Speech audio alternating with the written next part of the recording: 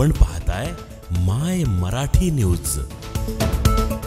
अवैध गर्भलिंग तपासणी केंद्रावर बुलढाणा जिल्हा सामान्य रुग्णालय पथकाचा छापा। डॉक्टर कैलास गवई ताब्यात। बुलढाणा शहरातून धक्कादायक बातमी समोर आली आहे।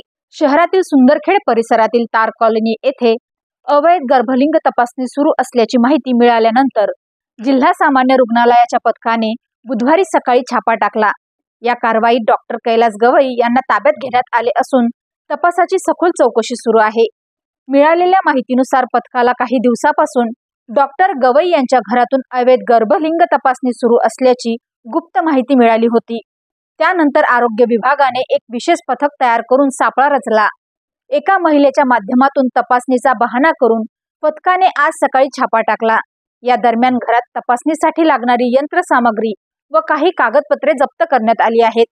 या कारवाईत बुलढाणा जिल्हा सामान्य रुग्णालयाचे वैद्यकीय अधिकारी, आरोग्य विभागातील कर्मचारी तसेच बुलढाणा शहर पोलीस ठाण्याचे अधिकारी आणि कर्मचारी सहभागी झाले होते।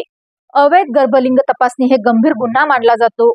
गर्भलिंग तपासणी प्रतिबंधक कायदा 1994 नुसार अशा प्रकारच्या तपासणीसाठी दोषी आढळल्यास संबंधितावर कठोर कारवाई केली जाते। या प्रकरणातील पुरावे गोळा करून आरोग्य विभाग पुढील कायदेशीर प्रक्रिया करणार असल्याची माहिती मिळाली आहे। दरम्यान या घटनेने वैद्यकीय क्षेत्रात खळबळ उडाली असून जिल्हा आरोग्य यंत्रणेकडून इतर संशयित केंद्रावरही लवकरच कारवाई होण्याची शक्यता व्यक्त केली जात आहे।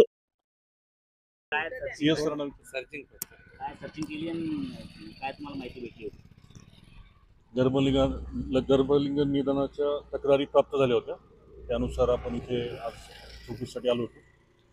पुढील कारवाई माननीय जिल्हा शल्य चिकित्सक यांच्याकडे सोपवण्यात आली। कोण डॉक्टर आहे, काय ताब्यात, कोणाला ताब्यात घेतलं? प्राथमिक अहवाल जो बनवला त्यामध्ये डॉक्टर गवई म्हणून आहे। त्यांची काय डिग्री? ते डिग्रीचे कागदपत्र तरी दाखवू शकले नाहीत, पण त्यांच्याकडे MD नॅचरोपॅथीची डिग्री आहे असं त्यांनी सांगितलं। काय टीप होती का की अवैध गर्भपात होणार आहे म्हणून? असं हो, तशी तक्रार होती। गर्भपात नाही, गर्भलिंग निदान।